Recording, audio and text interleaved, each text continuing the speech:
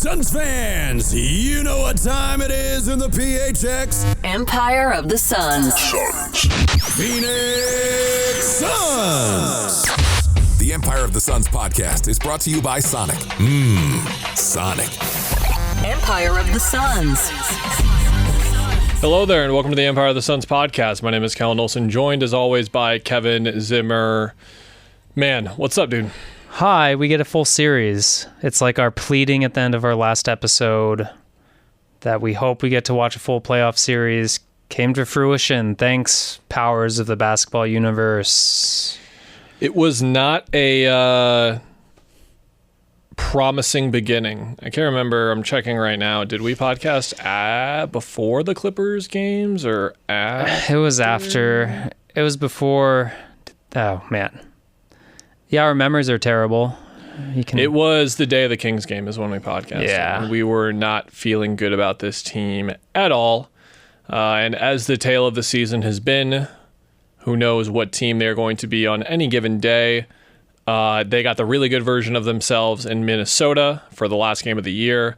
And then in Sacramento, it wasn't the best effort, but Beal in particular really fired them up and got them going. They scratched out a close win, and then more importantly, the Lakers absolutely beat up on the Pelicans and then beat them again in the play-in. So here we are, round one. The Suns draw their most favorable matchup possible. We did a podcast a couple of episodes ago ranking our matchups for this team, and I believe I had Minnesota 3, if I remember correctly. I was going to say I should have gone back before this. So still a top 3 most difficult matchup for me personally, but I thought there was a gap between the Thunder and the Nuggets and then this team. And I think a lot of people, rightfully so, are coming into this series fairly optimistic. What is your balance? And the theme of our preview here episode is going to be, what is your balance between taking away everything that went well in the 3 matchups, which was a whole lot, and the state of the team as it is? I think the 3 matchups are important. One, you have the confidence factor. 2, you have basically a shell of an idea. So you have that advantage of you have a game plan somewhat in place. Now you can guess what the Timberwolves are going to do to counter that, and they have all the evidence like we talked about. You went over it, and you're going over it more in your preview series about how the Suns have stopped Anthony Edwards, why they've just matched up well even though it doesn't seem like they should. I think that's a good position to be in going into any series where you're okay, they have to make the right counter punches, the right corrections already off the bat. And yeah, maybe that loses you game 1. That's fine, but you're already evolved into what the problems were. I think if they face the Clippers, Nuggets probably, those are, the Clippers especially is just more complicated because those games are so different. But the T-Wolves, it was the same thing 3 times and nothing changed. So I guess I could ask you if the Suns did anything super different. Obviously the T-Wolves, whether they had Cat or not, matters. But to me, I think it's good that they haven't solved you yet. And in a regular season, regardless of what the importance is, regardless of your roster situation at that time, I just think until the T-Wolves can figure it out, the Suns have the advantage. The determining factor of the series may very well be if Anthony Edwards has the playmaking juice that he's going to need for this series, because I couldn't figure out the way to write this, so I just didn't, but that's what the podcast is for. Those 3 regular season matchups, they just showed him the look. Yeah. They gave him the look. And there's a lot of ooh, we're going to hide stuff for the playoffs. The Suns aren't in a position to hide stuff for the playoffs. So Vogel is going to tweak a lot of stuff, and he's not going to run the same thing out there. But with that said, Ant said a bunch after the game on Sunday and said a bunch today about they're double, triple teaming me. The key thing that he said that I included in the story was that he needs to get off the ball a beat sooner, which was great because when I was watching all of the examples for him, I was he's just taking an extra dribble, and he needs to just trust the pass once he gets inside the 3-point line instead of like trying to get to the basket and then seeing if the pass is there. And the Suns have a bunch of guys on their team that have really good hands. We talked about that randomly with about Eric Gordon a couple months ago. Nurk's got great hands. KD's got great hands. Beal does as well. So those guys, Royce, have just been swiping and getting the ball from him a whole lot. He did not get those foul calls in those 3 games. He was very insistent that he should have been. And I'm curious to see if that changes. It probably won't in the playoffs, but then again, it could be just officiated differently than those games were. The last 2 were post, like silent ref change, the whatever you want to call it, when free throws were kind of all over the place. Way down, there was a game with Boston and Milwaukee, I think, a week or 2 ago that had 2 total free throws in it, which was insane. So I'm curious to see how Ant adjusts, because I've been reading other opinions on it, and I think that I am higher on the Wolves supporting cast, like everyone besides Ant. I'm higher on everyone besides Ant than I think a lot of people are, and that's part of my confidence in picking against Phoenix. We'll go over it at the end, but I'm not picking Phoenix to win this series, mainly due to their inconsistencies. That's like fair, if they would have gone 5-5 in the last 10 games, but they would have like been just like level for the most part, I would have felt much safer about picking them than I do now, because it was just all over the place. Like I thought Tuesday, Wednesday, like they were basically like quitting on the season, it looked like. And then they come out Friday and Sunday and it does not look that way at all. So with all of that said, I trust that their 3-point shooters are going to hit shots. Minnesota's are. They've got Nickeil Alexander-Walker, pretty good 3-point shooter. Nas has been a great 3-point shooter this year. Him, Mike Conley, and Towns are their 3 highest volume guys outside of Ant, and they're all above 40%. Kyle Anderson is the only real non-shooter, and then besides Gobert. And then Jaden McDaniels has been around 33% this year after he was at 39. So he's the only McDaniels is the only guy that shoots them and hasn't been shooting them that great. I think those guys will knock down more shots. I think Ant will find the pass a little bit better. And then I think that Towns specifically is going to be someone who should be set up by this, and like he's not the number 1 guy, and in fact the entire defense is basically designed on stopping him, and Cat's going to have a lot of room to run. I included the clips in the preview of the first game where he had a lot of driving lanes and he was taking them. That's going to be a big factor in the series I wrote about, him and Nas getting downhill, because the Suns just don't really have defenders built for that. Like, as it turns out, Eubanks is probably the best guy built to defend them in that situation. That's too small. Nurk is probably a step too slow. Eubanks has the mix of like strength and speed there, but there's going to be nights where one of the target Minnesota was looking for, they were trying to get Book switched on Nas a lot, and Nas wasn't really able to take advantage of it, but I think he's going to do a better job. So that's part of the balance of what I wrote about, and it came out very like, oh, this is looking really good for the Suns, but it did in the regular season, and I just expect Minnesota to handle it a lot better than they did based on how solid they've been. But then again, maybe the Suns are just a bad matchup for them. Like, you have that theory about the Nuggets with how the Nuggets have looked against the Suns, where it's like maybe they just can't figure out the Suns this year. And like a lot of people believe that, and I understand why. And we'll get into more here in a second about the reasons why from Phoenix's perspective it's worked, besides the fact that Ant shot 31%, had 11 assists and 10 turnovers in these 3 games, and he only had 5 one-pass assists, where if Book, to compare the 2 players, if Book had that coverage, he would have like 12 assists a game pretty much, because of like the swing to the wide corner, the lob to his center, like he would have feasted on that. But Ant's only 22. He's learning. My big thing about him is like... Yeah. Okay. Can you agree they pretty much kind of played this shell coverage where... So they had like... Basically, everyone's kind of in the paint, like a step out of the paint when he was driving or he had the ball in his hands.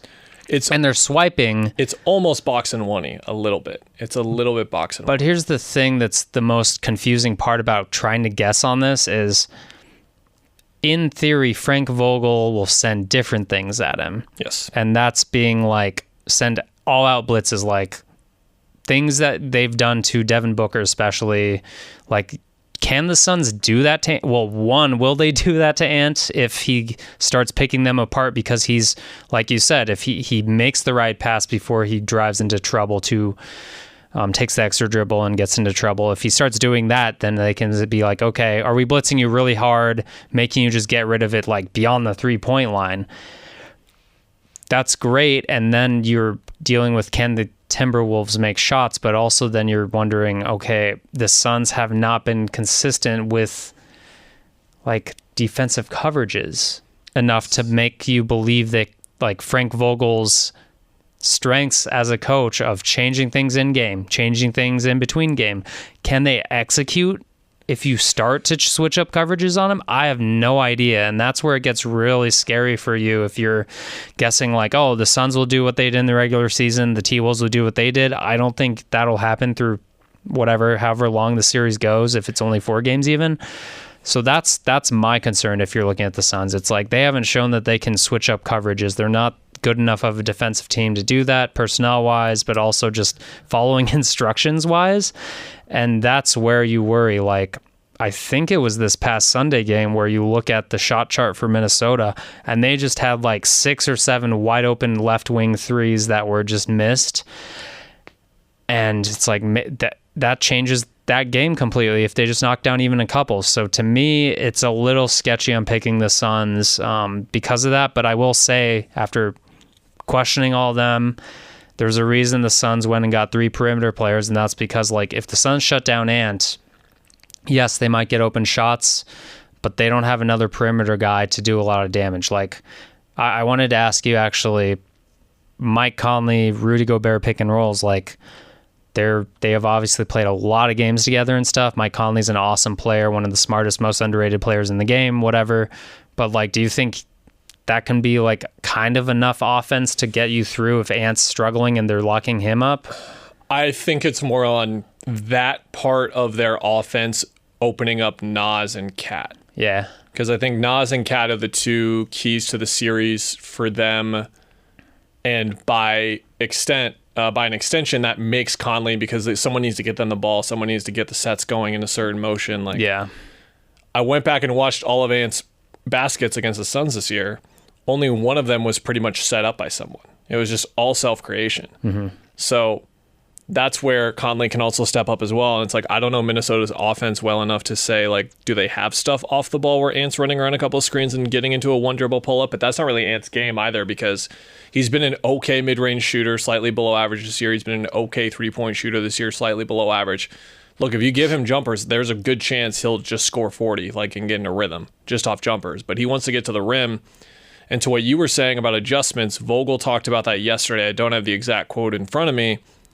Couldn't tell how much of a subtweet it was necessarily, but it was essentially a, like, this is adjustment time, and there are certain things you want to try in the regular season. As much as I enjoy the regular season, it's 82 games, and it's a game every other day against different teams, and he expressed a restriction that he feels in terms of changing stuff in the regular season. Yeah. That's what he was kind of expressing, and that's where we talked about with Monty a lot, because I saw a tweet, I can't remember who it was, and this is going to blow a lot of people's minds when they realize they're this person, but it's like, why does every NBA fan base criticize their coaches for adjustments and then get really mad that this one bench player is not playing instead of the other bench player? It was like the Warriors Spaces last night where they were all ranting about Trayce Jackson-Davis minutes, and it's like, you guys just got ran by the Kings. Yeah. Like, that's not really an issue right now. And to that point, we talk about adjustments with coaches all the time. So when it came up with Monty and was a criticism of Monty, I was like, okay, do we know his team is capable of that? Like, I think he understands to some extent that the adjustments are needed, but he also has to have the faith, and his team has to show the ability to do those adjustments. To your point on Minnesota's offense, I will swing it back around and I will go to the Suns' defense, where I'll say what I started with in both previews, which was like this is why Minnesota is a bad matchup for them, is they have no one. KD can guard wings. He can guard wings. Now, all series, that's going to be a tough ask for him. Like, if he's guarding Kawhi Leonard an entire series, like even if he's guarding like MPJ next round, if they advance, that would be tough. That would be a lot for him that he would be able to handle, but it would just, like, workload wise, you'd be slightly concerned. about that. Maybe not someone like MPJ, but like maybe someone like Gordon who's more active and like running into him everywhere and that kind of thing, which we saw. That is a good question. Series like which one of those guys is actually harder to guard last year. But bigs, Jokic, Nurkic, to look at Denver again, like Nurk is at least physical with him, and Nurk is always physical with bigs. He's going to be physical with Gobert. You get that from him. For guards and smaller ball handlers, they don't really have a... This is where you could argue Royce starting, but we saw that. Yeah. And we've seen him come out, and he's a good, very good defender in my opinion. But in terms of what we're talking about, like being the guy to guard Ant all series, that's not him. So you got Grayson and you got Brad. And in theory, someone like Ant, who in my opinion, out of like the non-unicorn region, so that's like the Wemby, Giannis, Kevin, those kinds of things, he's the most athletic guy in the league. Like where he's like a standard size for his position. He's like a 6'5" shooting guard, but his athleticism, speed, changing angles, there's a couple of clips in there where it's him weaving through three guys. And that's the issue with what you're talking about is let's play like kind of a drop on him and let him take 18-footers. It's like, no, because once he has the space, he's just going to zigzag around four guys and then dunk on your team. Yeah. Like he can just wind around. It's a little more than Josh Okogie coming around the screen. Yes. And he can see the passes now with a little bit more space now, whereas the plan the Suns have been doing, which has been excellent, has just been don't let him see anything, like contain him immediately. But Ant, in theory, is someone who should be really challenging for them. And I think that's where this series, defensively, a lot of this is going to rely on, I don't want to say which use of Nurkic they get, but getting a good, consistent outing out of Nurk every night. Yeah. Because if he's like a step off with his coverages or something like that, which to be clear, he hasn't been. I watched all three of these games back and he was great. He was great playing at the level. He was great getting back. He was great being physical with Gobert, all that kind of stuff. He was great. He has gotten into foul trouble twice in both of the games in April. Fourth foul with like 9 minutes left in the third, and then fifth foul in the other game with like a couple minutes left in the third as well. He has to stay on the floor, has to. Yeah. And without him, I really worry about the consistency of the execution of the coverages with Eubanks or with whoever else. And again, I'm going to preface, Drew on the tape was pretty good in those three games. Like he did make a couple of mistakes, and there were like 3 turnover runs where all 3 turnovers looked like they were actually his fault instead of the person that passed it. Like you get that stuff with him, as we've seen all year.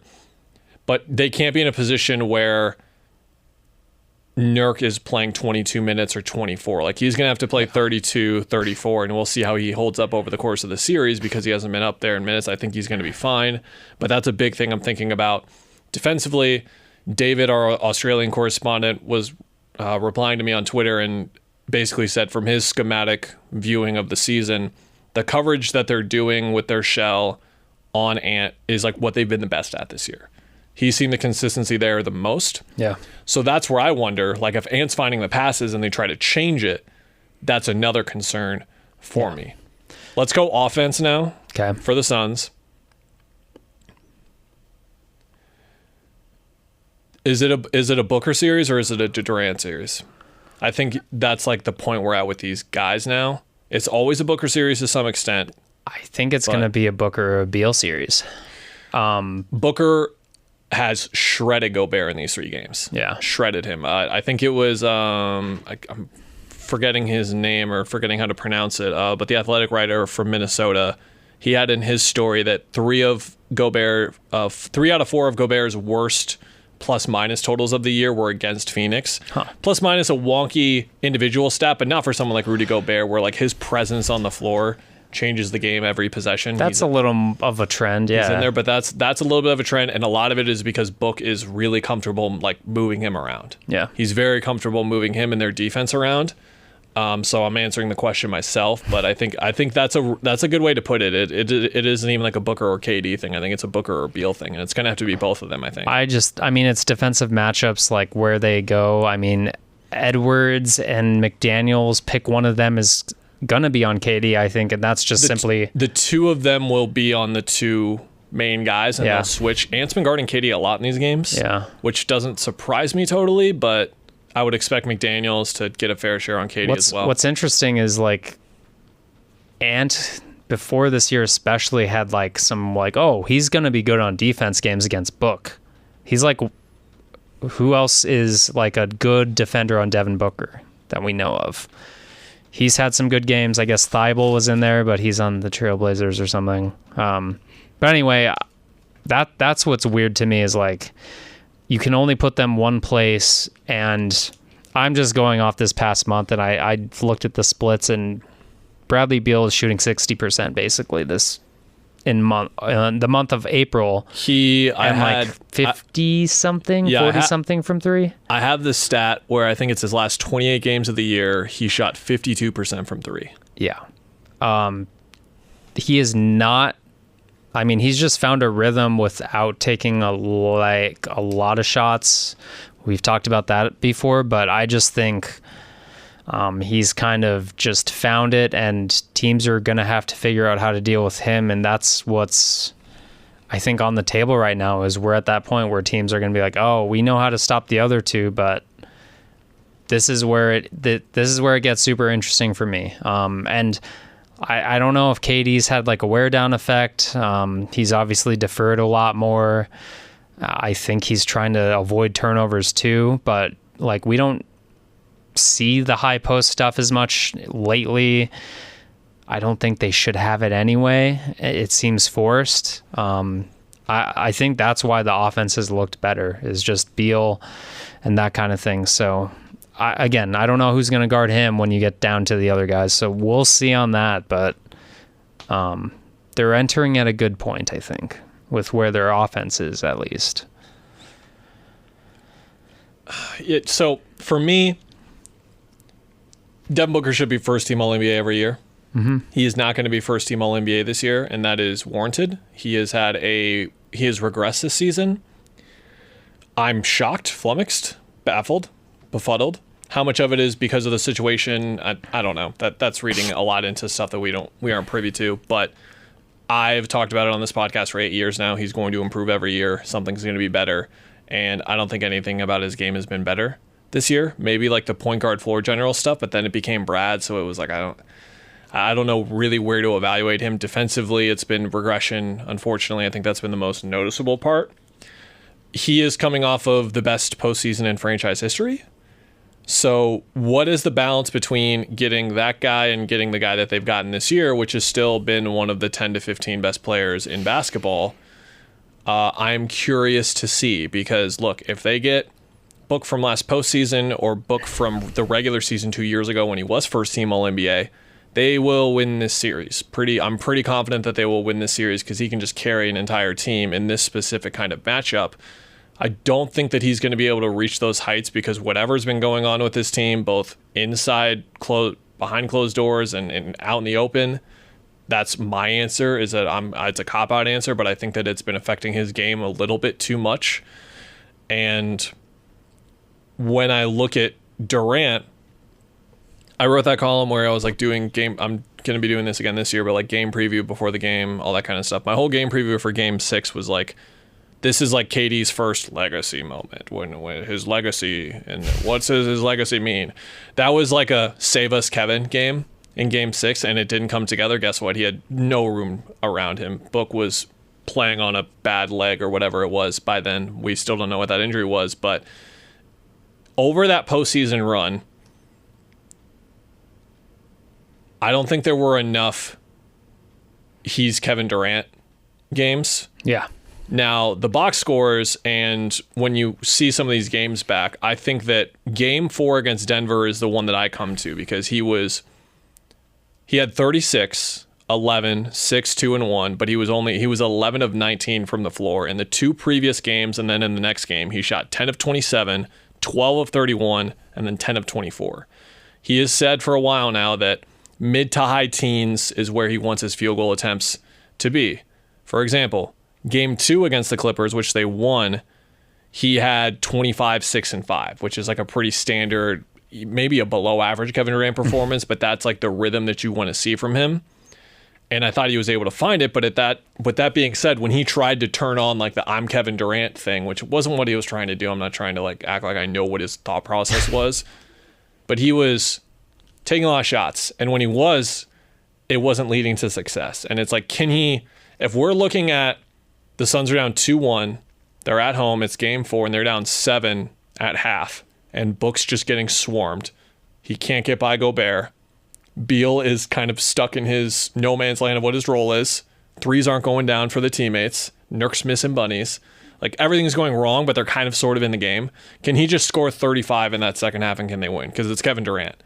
And we didn't see that too much last year, but this is like the highest standard that I myself choose to hold to a player like that too, because he's capable of it and he's done it a lot over the course of his career.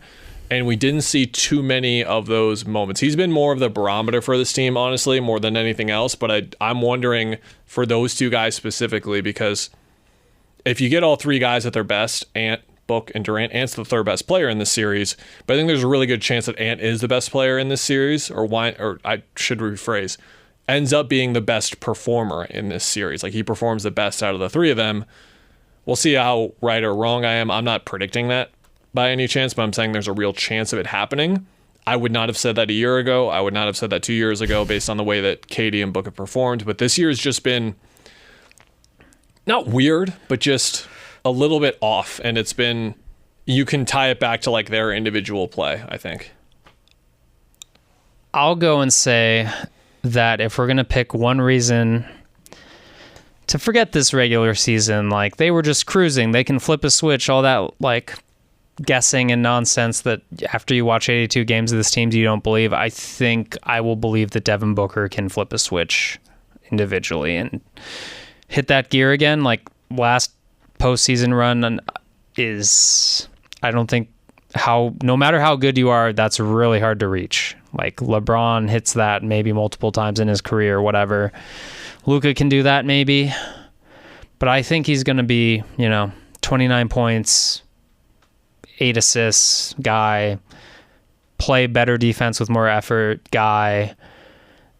On the other hand, I don't know. I'm not trying to be hot takey, but like, Kevin Durant has a lot of miles on him this year alone. Just up there in age.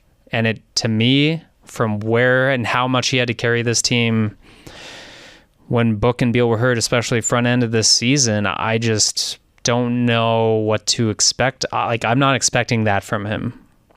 Like, is that disrespectful? Is that, I don't mean it that way. I just think he's kind of been burnt out. And to the same point, Kevin. Okay. And the same point about Book, like, maybe he can turn it around and just turn it on and flip a switch.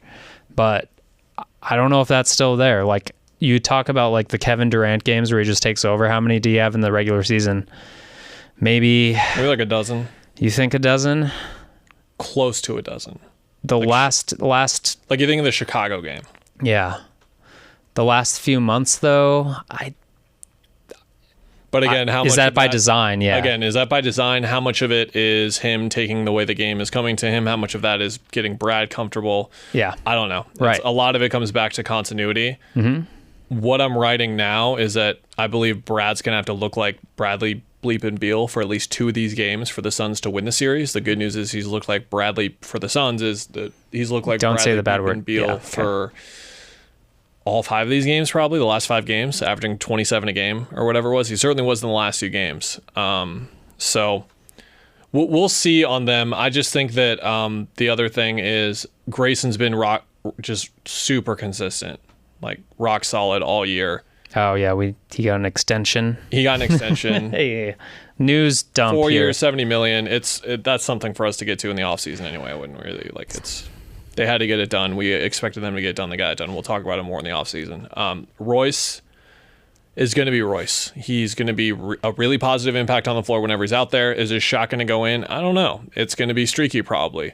Jay shot 13% from 3 in the New Orleans series before he shot 45% from 3 in the Dallas series. Like, that's just how those guys go sometimes, and that's how Royce is going to go, but you're going to get his positives anyway. But those 2 guys combined with Brad and Nurk, particularly Brad and Nurk are the 2 guys I'm focusing on writing because their roles have been shifted the most, and they're still going to need to be pretty good in this series, and we weren't even sure if they were going to be playing in the series. It was like an if they're healthy thing all year, and those were the 2 guys we were talking about. They're both healthy. Okay, How do they perform? We'll see.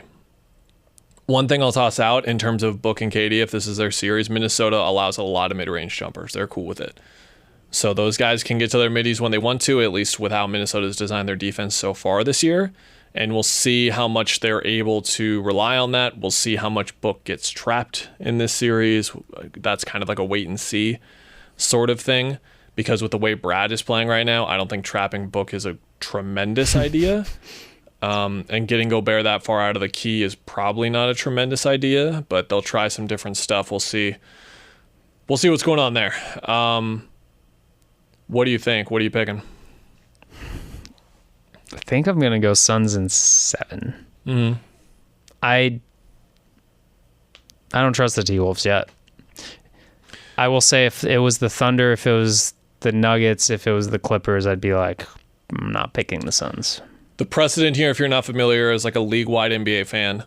Cat in the playoffs turns into a horrible decision maker where he fouls the crap out of everyone and then looks aghast by the calls, and everyone watching is like, dude, you fouled him. Like, that's the most obvious foul I've ever seen. We love your passion, but tone it down a little, yeah. And just makes bad decisions and looks completely like out of sorts, like the claw machine metaphor where someone just picked him up and dropped him on that floor all of a sudden. That's what it looks like for him in the playoffs and has for 2 years now. So this is a gigantic series for Legacy. him. Legacy series for Cat. Gobert just eventually gets played off the floor. Teams eventually space it out too much to where he can't really affect the game anymore, and then his team gets eliminated, and that's that.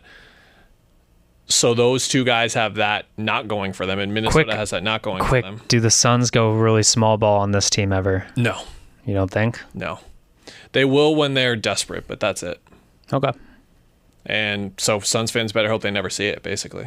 I'm just curious if you throw it in for like a 5-minute sprint just to like break things up if it gets ugly, or just to try it and see what happens. If we see it for more than 3 total minutes before like emergency, like a 3-minute stretch or more before it's break glass emergency time, I'll be shocked. I just like messing with people to make them think too much, and then you get in a rhythm. More than it's functional, to be clear. But anyway, continue. Sorry. Other side of the coin for Minnesota, Anthony Edwards has been amazing in his 2 playoff series career. Hasn't seen past the first round yet, but he's averaging 28 a game right now. His true shooting percentage is like 60. I looked up 21 or younger, 25 points or more, 10 games or more. LeBron, Luka, him. How old is he now? Is he 20? He's 22. He's 22 now. Okay. Is this his moment? Is this when he can usurp Devin Booker, who, by the way, Book is 11-1 in him. 11-1 against him in the regular season. Didn't know that. Tried to ask Book about, and I hope you knew that. You edited the story. Well, I knew that when I read that. I was like, I didn't know that. Yeah. Thank you. Appreciate that. I tried to ask Book about Ant today, and he's like, it's Suns versus Timberwolves. Not really focused on that. So there's no fun. There's no extra stuff. There was some Team USA who's going to be the starting shooting guard stuff from some national podcaster. Yeah, we'll see. I've got Wolves in 6 just because of the consistency thing. If I had a decent amount of faith in the Suns being consistent, then this would be a Suns in 6 pick. I wouldn't even go to 7. I'd go 6 because I think everything is trending in their direction with this matchup, just with the way everything is balancing together. The fact that you're getting Cat like a week off his return basically is a big part of this as well. The fact that it seems like Minnesota's role players, when they're set up for success like the way they were in these 3 games, are not stepping up to the plate. Nas not having a good game in any of these 3 games is concerning for them as well. But it just comes back to consistency and continuity. I haven't seen enough of it. Guess what? We might see the opposite of 22, where you hop on the podcast game 3 after New Orleans and you're like, man, I just like, who is this? Who are these guys? And the opposite of that might happen, where we're game 3 in Phoenix, we're sitting on the court doing our podcast. We're like, who are these guys? We don't even notice them. Like, they're a completely different team in a good way. Yeah. There's a good chance of that happening. I'm not sitting here ruling it out. I am ready to be wrong. I was wrong before with series predictions. I'm going to be wrong again at some point. So we'll see. But for now, I'm leaning Minnesota. The one thing I'll say before we get off this is that I think game 1 is going to be extremely telling, because the Suns should be very confident. Mm-hmm. They should feel like they have this team's number. Minnesota feels like Phoenix has their number. And this is a huge moment for Minnesota, by the way. They haven't been out of the first round since KG. It's been a long time since they've seen playoff success, and there's a lot of pressure on Cat. Maybe there's pressure on Ant, not as much maybe. There's a lot of pressure on Gobert. The narratives around those two around the playoffs, we just talked about them. So this is a huge moment for them, and that game on Saturday is going to be rowdy, and how Minnesota handles that environment, or how that environment picks them up, and how the Suns respond to that environment is big, because look, man, I've seen what that can do for the opposing team. Like when the Suns were on that 21 run and they were in Denver and it was rowdy, and they shut that crowd up so many times over those 2 games. Like they loved it. They loved it. And is this team going to respond that way to that kind of environment? I don't know yet. I don't know. I'm going to say I'm going into this playoff series resetting clean slate, but the moment there's a 5-minute period where the Suns make every mistake imaginable and look like the regular season team, I'm going to be like, nope. And they could still win this series against that team and me still not believe in them. But I have an affinity/weakness towards kind of not trying, but just being a basketball purist with the way I think about these kinds of things. And what I believe is, if you have, let's say it's the start of the 4th quarter in game 2, Suns are down 1-0 in the series, and they are up 5. Mm-hmm. Now let's say they're up 11. They're up 11. First 2 possessions don't really go that well. It's like they just don't get a great shot, or they get a good shot and it doesn't go in. Minnesota scores like once. Now it's a 9-point game.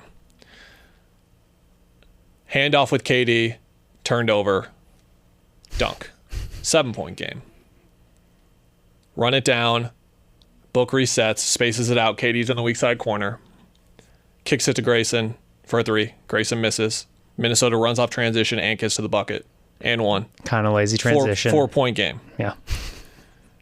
Suns go down after a timeout, run another really well-executed play. Someone bobbles the ball.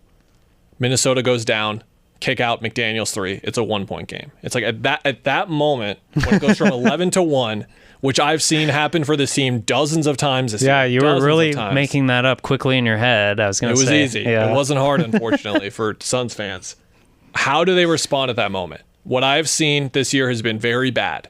It has been very bad to how they respond to that. Do they have the stability to gather themselves when things start spiraling? Their 4th quarter numbers have been better, but they haven't been better in the way that I wanted to see them be better, which is when things are not going well, are you staying with it? Like that Clippers game with Bones Highland and the boys, it was there for 4 minutes, and those guys just couldn't hit shots anymore. And the Suns were not putting them away until like 4 minutes later when they finally did, and there was like 3 minutes left and they got up 6 or something. How are they going to respond? Because that is going to happen in one of these games.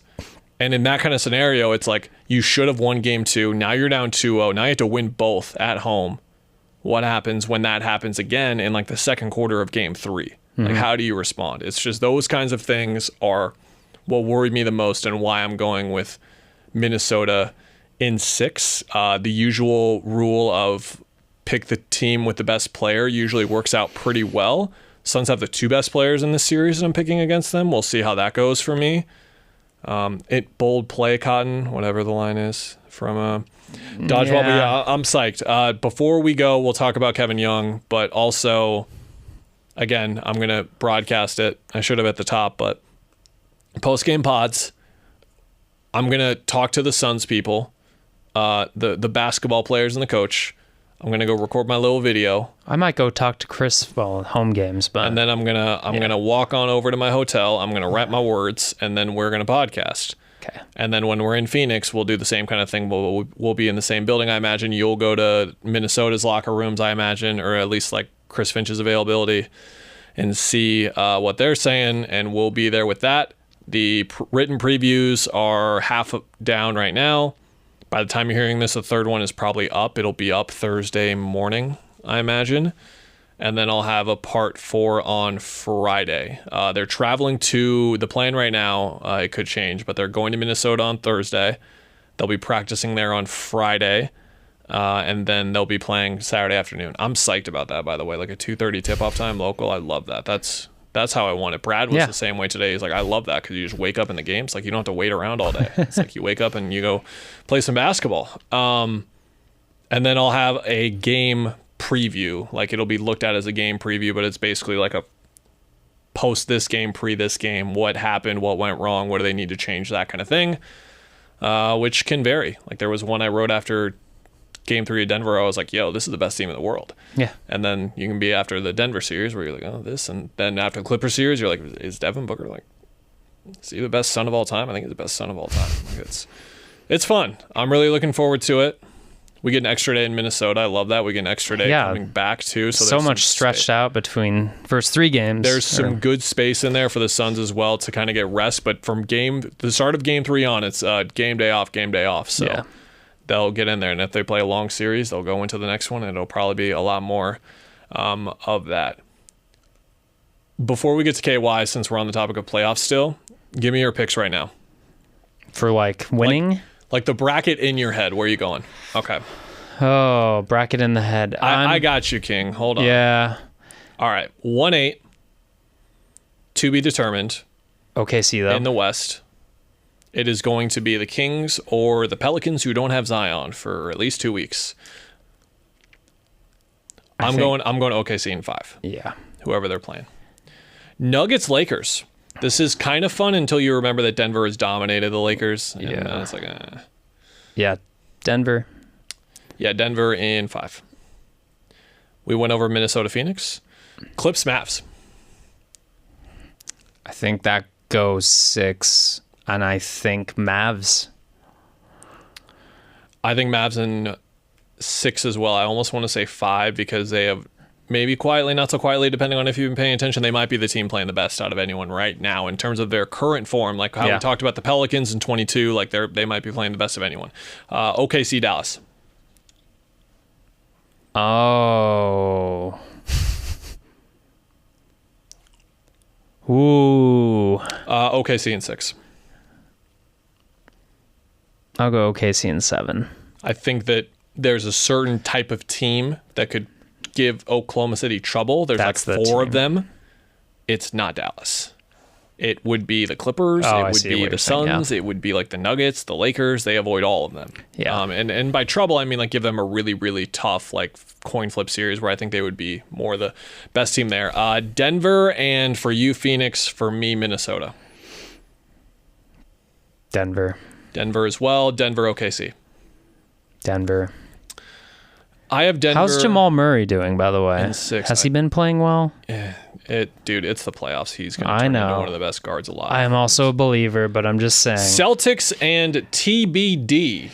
And this is where we don't even have like a play-in result Don't yet. care. Don't care. Knicks Celtics and in TBD. 4. Knicks. Wait, who are their options, actually? Their options are Philly, which is the one that everyone's kind of circling as like, oh, that would be interesting. Philly and Miami, which is another one. Like, that's kind of interesting. And Chicago, or no, it's who's hurt on the Knicks? Everyone important? Julie Randle is he got Knicks. I'll say Knicks in 6. Jalen Brunson's that dude. Yeah, their defense is insane. Josh Hart's been incredible for them. Here's a fun one: Milwaukee, Indiana. Some people, the sexy pick here is Indiana. I might go Indiana in 7. The Bucks are preparing to be without Giannis for the start of the playoffs. Dame has been kind of all over the place. This is gonna implode again, like last year. I don't feel good about that team.